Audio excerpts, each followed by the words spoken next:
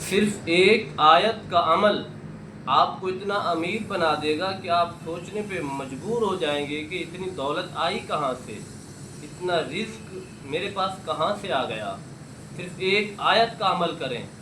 عمل یہ ہے کہ روزانہ عشاء کی نماز کے بعد، عشاء کی نماز پڑھنے کے بعد آپ نے سورہ فاتحہ پڑھنی ہے۔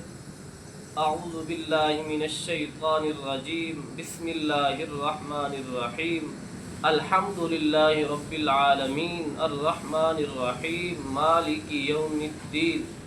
جب ایاک نعبد و ایاک نستعین پہ آنا ہے، اس آیہ مبارکہ کو آپ نے 100 مرتبہ پڑھنا ہے، آگے نہیں پڑھنی۔ صرف اس آیہ مبارکہ کو 100 مرتبہ آپ نے اس کا وظیفہ کرنا ہے۔